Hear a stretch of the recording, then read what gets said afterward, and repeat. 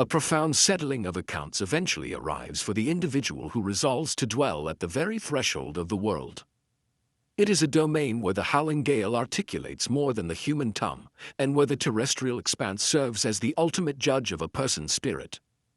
Silas Blackwood carried the weight of this impending judgment within his very marrow. It resonated in the dull throbbing of ancient scars earned in a conflict he no longer cared to name, and in the vast, hollowed-out stillness of his timber residence, a void left behind by a companion whom the soil had reclaimed far before her time. Silas was a man hewn from the jagged, merciless geography he called home. He was composed of rigid contours and a quiet, immovable determination. The tempest that descended upon the elevated prairies was far more than a mere meteorological event. It manifested as a sentient entity, a colossal pale predator of malice and frost that intended to consume the entirety of the visible world. For 48 hours, the storm's fury was relentless. On the dawn of the third day, Silas donned his heavy mantle, its sheepskin collar rigid and brittle with crystalline rime, intending to inspect the welfare of his livestock. He moved with the measured, rhythmic cadence of a man who realized that to rush in such an environment was an invitation to a cold grave. The wind battered him with the force of a physical strike, a gust that sought to siphon the very breath from his lungs and scour the resilience from his soul. It was within this swirling abyss, this binding vortex of white chaos, that he caught a glimpse of the first discordant hue. A smudge of somber gray emerged against the binding expanse, nearly engulfed by a massive snowbank near the western boundary of his property. At first, he dismissed it as a stray calf or perhaps a predator that had grown overconfident and foolish. Yet, as he closed the distance, the silhouette transformed into something that defied logic. A woman lay there, her form a delicate, fragile arc pressed against the merciless drifts. Her hair was a dark torrent, like a spill of obsidian ink, and she was clad in a garment of translucent gray silk that provided no defense against the biting atmospheric teeth. Her feet were exposed to the elements, tinted blue by the frost, and utterly motionless. Silas knelt, his breath forming thick plumes in the frozen air, and pressed his weathered, chapped fingers against the hollow of her throat. A minuscule, erratic pulse throbbed against his skin, fluttering like a bird caught in a snare. He uttered nothing. There were no syllables sufficient for such a sight. He simply gathered her into his embrace, the gossamer silk of her attire feeling shockingly frigid against his own layers of thick wool and cured leather. Thus began the arduous, punishing trek back to his sanctuary, the wind contesting every inch of ground he gained. He had traversed half the distance, his respiratory system burning with the cold and his endurance beginning to fray at the edges, when his canine companion, a scarred, silvered mongrel named Jasper, erupted into a frantic series of barks directed at a drift several yards away. Silas halted, a heavy sensation of dread sinking into his chest. Following the dog's insistent gaze, he beheld it, another hand, slender and porcelain pale, protruding from the snow as if in a silent, desperate plea for intervention. By a feat of physical power fueled by a desperation he hadn't tapped into for a decade, he managed to secure them both. One was draped across his shoulder, the other cradled securely against his chest. He carried two impossible burdens through the white rage of the blizzard. The cabin door appeared like a divine reprieve. He shouldered his way through the heavy timber and collapsed inside, the abrupt transition to warmth and silence acting as a violent jolt to his equilibrium. He deposited them with extreme care onto the thick bear hide rug before the fireplace, where the flames cast a shimmering golden radiance upon their unconscious forms. They were not merely siblings, they were perfect, identical manifestations of one another, from the elegant curve of their brows to the precise architecture of their lips. Their countenances were as pale as fine bone china, their mouths tinged with a terrifying shade of cyan. Their gray silk garments, shredded and ruined by the elements, were of a craftsmanship Silas had never encountered, secured by complex silken knots rather than standard buttons. Who were these strangers? From what distant origin had they emerged? Such inquiries were indulgences he could not yet afford. At this moment, only the cold, hard logic of preservation mattered. He proceeded with a calculated efficiency, his movements purposeful and stripped of unnecessary gesture. He retrieved heavy woolen blankets, coarse and redolent of cedar, and swaddled each woman firmly. He fed the hearth until the fire roared with life, the logs crackling and spitting as they radiated intense heat into the confined space. The lighting within the room shifted, the flat, deathly gray of the external storm surrendering to the vibrant, dancing amber of the firelight. He filled a heavy kettle and placed it upon the iron hob, his massive, calloused hands remaining remarkably steady throughout the process. A close observation of those hands would have revealed their own history, the web of scars from repairing wire fences in the dead of winter, the deep-seated grit of a life defined by physical toil, and the subtle, nearly imperceptible tremor of a man wrestling with a staggering mystery. He did not crowd them. He granted them the grace of distance, yet his vigilance was total. He maintained a silent watch from his armchair by the flames, observing the agonizingly slow return of a healthy flush to their cheeks and the rhythmic rise and fall of their chests beneath the heavy wool. Outside, the wind shrieked its desolate anthem, a persistent reminder of the oblivion they had narrowly evaded. Inside, there was only the rhythmic snap of burning wood and the sound of his own composed breathing, a small fortress against the vast, white vacuum of the plains. He was a protector by instinct, but he realized he was now harboring a secret delivered by the gale, and a strange, unfamiliar knot of anxiety began to tighten in his stomach. The hours merged into one another, tracked only by the fresh logs he committed to the fire and the shifting of shadows against the hand-hewn timber walls. The storm showed no signs of retreating. It felt as though the external world had evaporated, leaving behind only this small, incandescent pocket of existence. He had a pot of savory broth bubbling on the iron stove, its rich aroma serving as a minor tether to normalcy in a scenario that was anything but ordinary. It was during this interval that one of them finally stirred. Her eyelids trembled open, revealing irises as dark and fathomless as a stagnant forest pool under a midnight sky. For a protracted period, she simply contemplated the ceiling, her thoughts hidden behind an inscrutable mask. Silas remained motionless in his seat, wary of triggering a panic. He watched as she gradually processed her environment, the rugged overhead beams, the unfamiliar scent of burning oak and tanned leather, and eventually, the man himself. Her eyes locked onto him, a massive, weather-beaten figure silhouetted against the firelight, his face a sculpture of stoic apprehension. A flash of terror ignited in her gaze, the primal reaction of a creature backed into a corner. She hoisted herself up on one elbow, her actions feeble but intentional. Her eyes darted across the room, and a sharp intake of breath escaped her when she spotted her sister, still cocooned in blankets and slumbering by the hearth. A palpable surge of relief washed over her, rounding the sharp edges of her fear. She did not recoil from his presence. Instead, she met his stare with a level of composure that Silas found utterly staggering. He had mentally prepared himself for a torrent of tears or frantic cries in an alien tongue. He had braced for hysteria. He received none of it. She simply held his gaze, and then she spoke. Her voice was hushed and raspy from the sub-zero air, but the pronunciation was flawless, unaccented English, delivered with a peculiar, formal precision that resonated in the room like a struck bell. "Where is my sister?" It was not the inquiry itself that paralyzed him, but the manner of its delivery. It was the calm, inherent authority in her cadence, the sheer impossibility of the situation. A woman of the Orient, shoeless in the heart of a Western blizzard, speaking the king's tongue with the refinement of a Boston socialite. 100 chaotic questions perished on his lips. Every preconception he had harbored turned to ash. Silas was a man who rarely spoke, and in this moment, he found he lacked the capacity for it entirely. He could only raise a hand and indicate the other figure resting upon the rug. Her name, he would eventually discover, was Leanne, and in that instant, she was a greater enigma than the tempest that had brought her.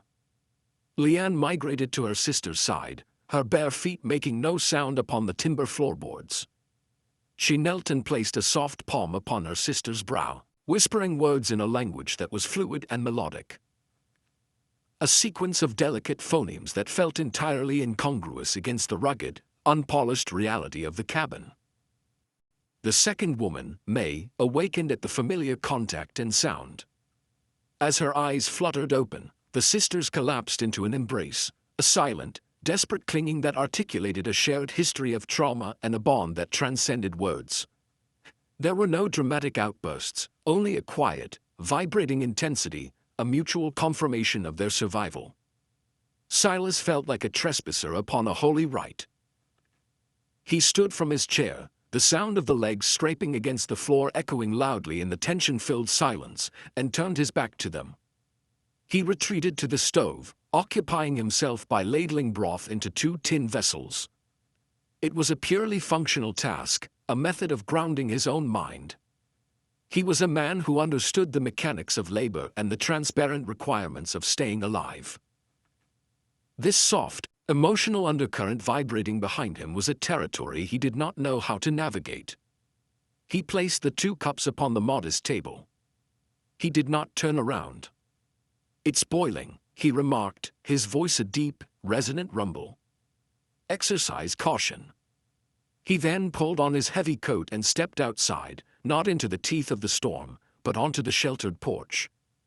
The freezing air was a sharp, clarifying shock that helped clear the fog from his thoughts. He granted them the privacy of time. When he eventually re-entered, the cups were drained. The 2 women were sitting upright, huddled together beneath a single blanket, observing him with those same dark, unsettling eyes. He proceeded with his evening rituals, the familiar patterns of his life providing a measure of comfort. He hauled an additional firewood, inspected the window seals, fed Jasper the remaining scraps, and all the while, he could feel their eyes tracking him. Analytical, cautious, and wary. He offered them more nourishment, this time including some hardtack softened in the broth. They ate in absolute silence, their movements possessing a grace and precision that stood in stark contrast to his own heavy-handed ways.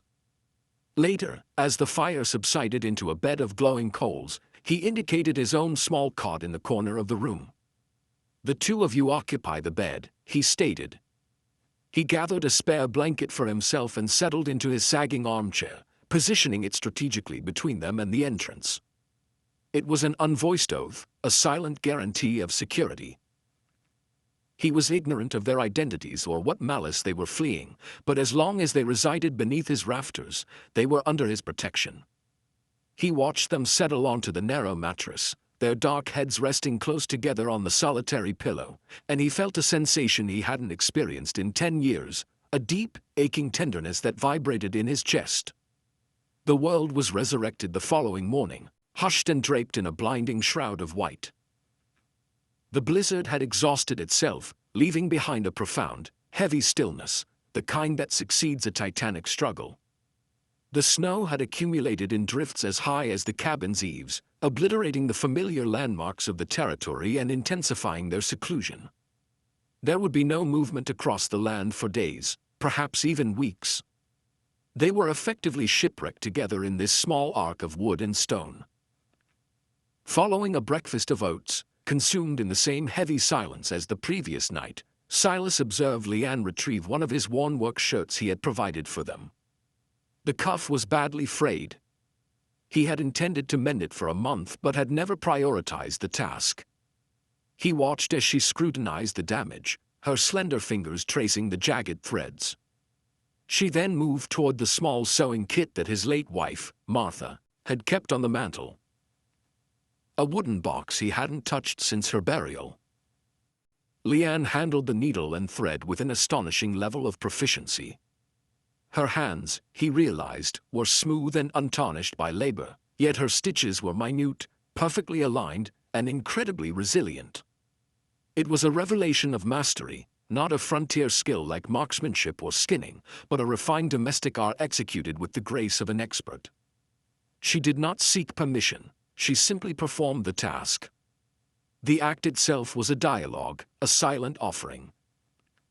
She was establishing her utility, carving out a space for herself and her sister in his world, not through speech, but through contribution. May, in turn, discovered a broom and began to sweep the floor, her movements methodical and thorough. They were imposing order upon the chaos, introducing a gentle domesticity into his Spartan, masculine environment. Silas watched them for a moment, then gave a single, curt nod of acknowledgement. He pulled on his boots and stepped out to commence the gargantuan labor of digging out the cabin. He worked for hours on end, his musculature screaming in protest, the repetitive swing of the shovel becoming a form of meditation. When he finally returned inside, drained and shivering, the mended shirt was folded neatly on the table. Beside it sat a cup of freshly brewed coffee. He had never disclosed the location of the coffee beans. They had discovered them on their own. They were learning the geography of his home and the rhythm of his life without a single syllable of instruction. He lifted the shirt. The repair was flawless, the seam nearly invisible. It was a small, tangible object, a simple fix, but it felt like a diplomatic treaty, a primary step across the vast, silent canyon that separated their respective worlds. One might conclude that true trust is forged in this manner. Not through grand orations, but through the quiet, consistent accumulation of small, decent gestures. The ensuing days dissolve into a strange and tranquil cadence, governed by the arc of the sun and the depth of the snow. Life within the cabin became a self-contained universe, a silent ballet of mutual existence. Silas would wake before the first light, the cold floorboards groaning under his mass, and revive the hearth. By the time he returned from tending the livestock, his face raw and stung by the wind, coffee would be steaming in a pan of something warm would be waiting on the stove. He was never certain which of them had orchestrated it. They moved with a seamless, instinctive harmony, acting as two halves of a singular intent. He began to discern the subtle nuances between them. Leanne was the voice. She was the one who would pose a question, her English always precise and considered. "The flour is dwindling," she would remark, not as a demand, but as a neutral observation of fact. May was the hands. She communicated through a lexicon of quiet deeds. It was May who noticed how Jasper's hind leg stiffened with the cold and began applying warm compresses to it by the fire. It was May who reorganized his chaotic shelving, arranging the tins and jars in a logical sequence he had failed to achieve in a decade of solitude. They were fundamentally altering his harsh, functional shelter into something that felt dangerously close to a home. The lingering scent of Martha, the faint traces of lavender and lye, had long since evaporated, replaced by the persistent shadow of his own isolation. Now, a new olfactory profile was taking hold, the aroma of ginger and green tea from a small, silk-bound bundle they had carried, and the simple, clean scent of their living presence. He found himself mesmerized as he watched them work, their dark heads inclined together over a shared task. He would listen to the soft, rhythmic murmur of their native tongue. A sound as exotic and gentle as birdsong in a winter forest.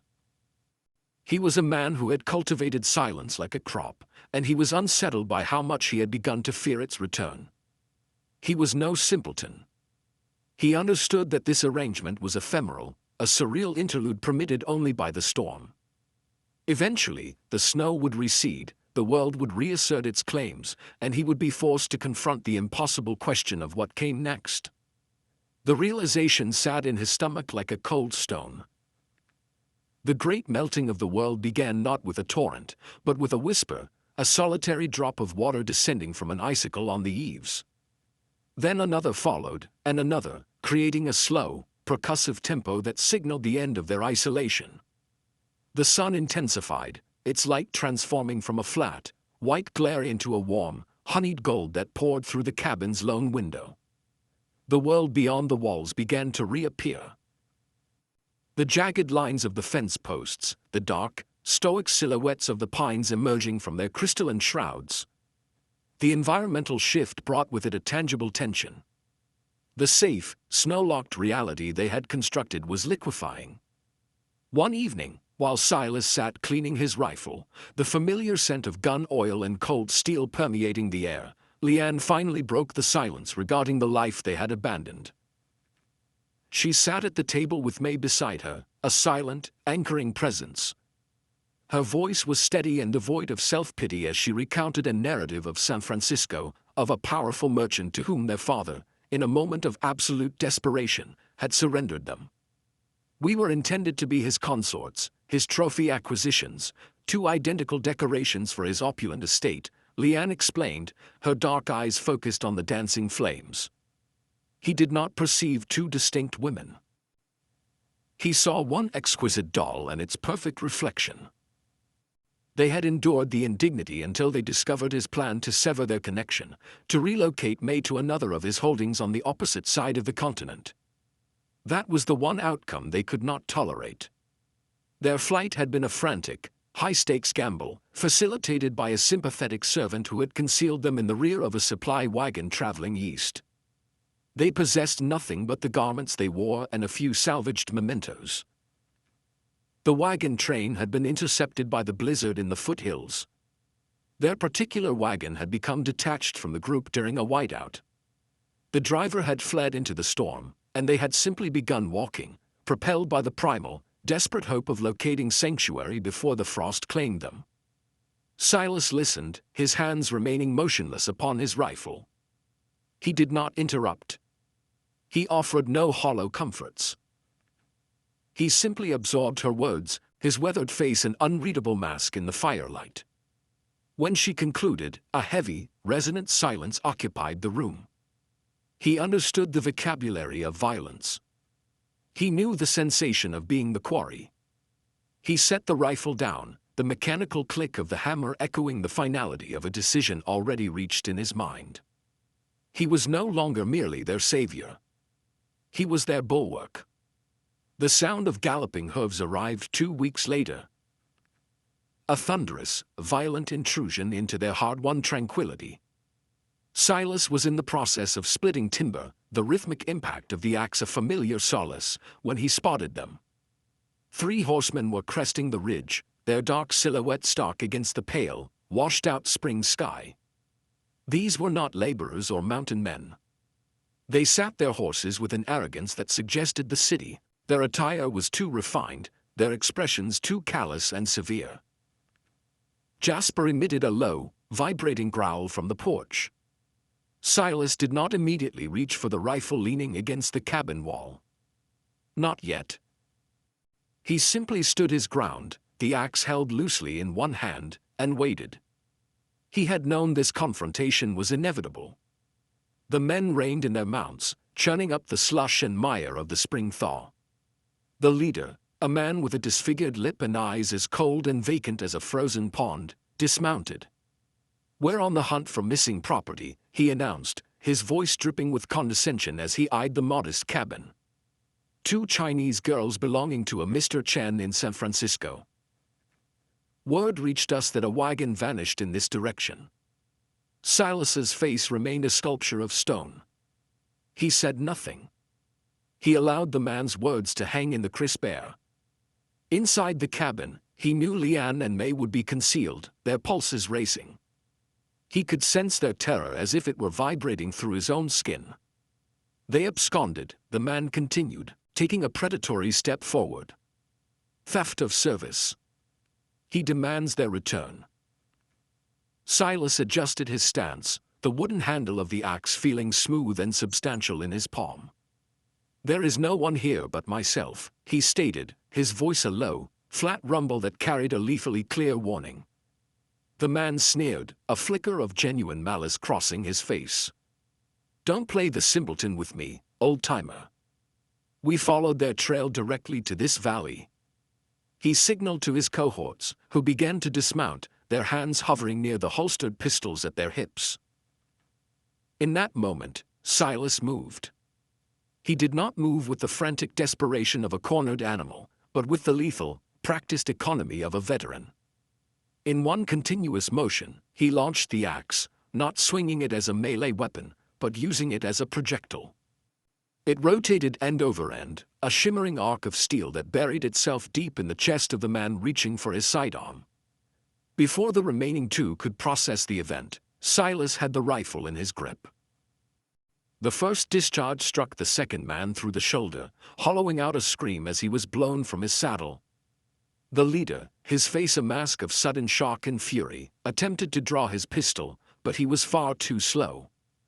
Silas's second shot was surgical, precise, and permanent. The silence that followed was more profound than any winter storm. He stood over the fallen men for a long duration, the rifle still radiating heat in his hands, the pungent scent of gunpowder stinging his nostrils. This was the facet of his soul he had attempted to entomb after the war, the cold, efficient dealer of death. He had exhumed it to ensure their safety. The cabin door creaked on its hinges. Leanne and May stepped out, their faces drained of color but their eyes steady and resolute. They did not focus on the carnage. They looked only at him. They saw the crimson on the snow, the grim set of his jaw, and the terrible price of their continued existence. Without uttering a word, May retreated inside and returned with a basin of steaming water and a clean cloth. She began to attend to a long, shallow laceration on his forearm where a splinter from the porch rail had caught him during the struggle. Leanne stood as a sentry, her gaze scanning the horizon, vigilant for any further incursions. They functioned as a silent, cohesive unit, claiming their roles in the brutal aftermath. That evening, the gravity of the day's events settled over the cabin. The bodies were gone, interred deep within a remote ravine where they would likely never be discovered, but their shadows lingered. Silas realized that the merchant, Mr. Chen, would not be deterred. He would dispatch more mercenaries. They would never be truly liberated as they were currently positioned. He asked them to sit at the table, the firelight throwing long, flickering shadows across their features. His heart was hammering against his ribs, a frantic tempo against the iron resolve of his mind. "They will send others," he said, his voice gravelly. "They won't stop coming. You require more than just my marksmanship for protection. You need a name, a husband's name." He looked at Leanne, acknowledging her sharp intelligence and her unwavering fortitude. He looked at May, recognizing her gentle soul and her vast capacity for nurturing. In the long, quiet weeks they had shared, his heart had performed a strange and impossible calculation. It had not partitioned its affection. It had expanded its boundaries to encompass them both. He could no more choose between them than he could choose between the light of the moon and the heat of the sun. "The statutes of man claim a person can only have one spouse," he continued, his voice dropping to a whisper. "But we aren't in a town. We are in God's wilderness, and we abide by a different code here, the law of survival, the law of this specific house." He took a heavy breath. "I am asking you, both of you, to be my wives. We will record the legal documents in the village for Leanne, as she acts as your voice. But here, within these walls, we will be a trinity. A family."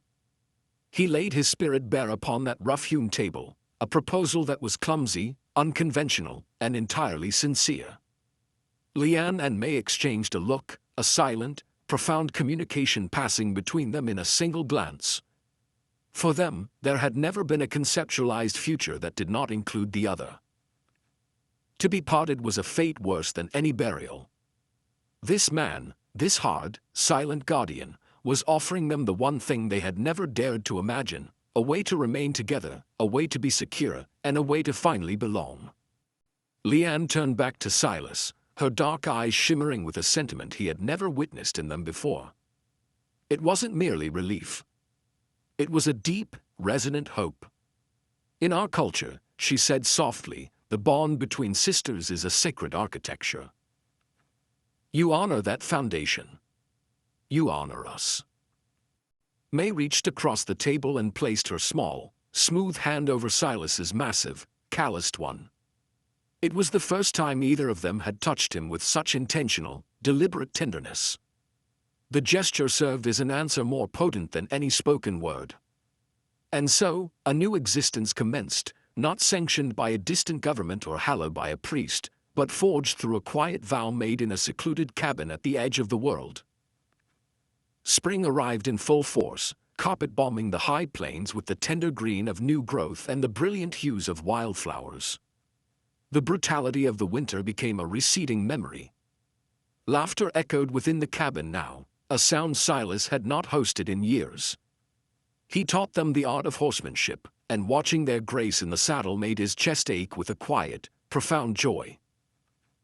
They established a garden behind the house, their hands working the dark, fertile soil, coaxing life from the earth. They labored side by side, their lives becoming interwoven like a tightly braided length of rope, strong, flexible, and impossible to snap.